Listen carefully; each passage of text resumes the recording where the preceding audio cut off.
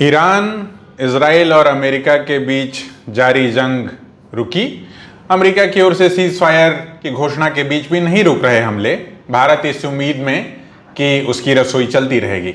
नमस्कार, मैं Vishnu Narayan, follow up Bihar के लिए।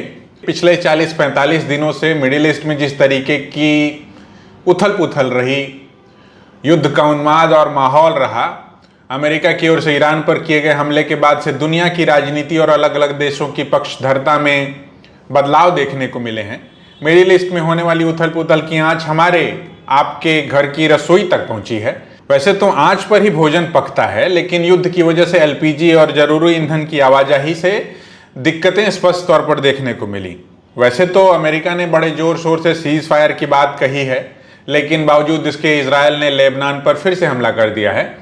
सीज फायर और वैश्विक दबाव के बीच उम्मीद है कि स्थितियां सामान्य की ओर लौटेंगी, नहीं तो चारों तरफ एलपीजी गैस लेने के लिए कतार में खड़ा हमारे देश का मध्यम वर्ग, मजदूरों का लौटना, हमले अलग अलग जगहों से रिपोर्ट्स भी आप सभी लोगों को दिखाई थी कि किस तरीके से जो मजदूरों का तबका है, चाहे वो कोविड की त्रासदी हो या इस दौरान जब गैस की किल्लत हो, भले ही दुनिया भर में कहीं भी युद्ध होता है तो एक बात हमेशा कही जाती है कि लगेगी आग तो आएंगे घर कई जग में। यहाँ सिर्फ हमारा मकान थोड़ी है, मतलब ईरान, इजराइल और अमेरिका ने के बीच जंग छिड़ी हुई है, कहाँ की बात है। लेकिन पूरा भारत या इंडियन सब कॉन्टिनेंट जिस तरीके से प्रभावित हुआ है, उसकी राजनीति जिस तरीके से प्रभावित हुई है, उसमें जिस तरीके से पाला बदलने की बात या फिर एक तरीके से मध्यस्थता की बात आ रही है, तो इन सारी चीज़ों को देख करके ये कहना गलत नहीं होगा कि हमारी कूटनीति और भंडारण की पोल पट्टी तो इस पूरे मामले में खुली ही है।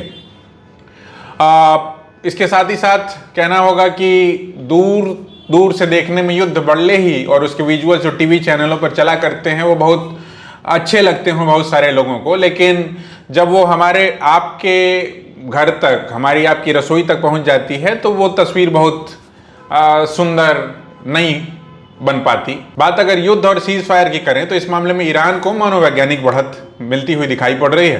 पाकिस्तान जैसा खुद में परेशान देश भी बीच बचाव और मध्यस्थता करता दिखाई पड़ रहा है। मिडिल ईस्ट और दुनिया की राजनीति पर नजर रखने वाले कई जानकारों का ऐसा कहना है, मानना है कि ईरान ने अमेरिका पर इस मामले में जिस तरीके की बढ़त हासिल की है वह दुनिया की राजनीति में दीर्घकालिक बदलाव के तौर पर देखने को मिलेगा। मतलब दीर्घकालिक तौर पर देश दुनिया की राजनीति जिस तरीके से बदलने जा रही है।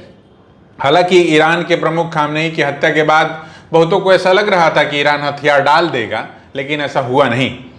इस युद्ध और विवाद के बीच एक और टर्म स्टेट ऑफ हॉर्मुज जैसे शब्द आम फहम हो गए हैं, जिसे हिंदी में जलडमरू मध्य कहा जाता है, लेकिन ये आम बोलचाल की भाषा में इस तरीके से इस्तेमाल नहीं होता।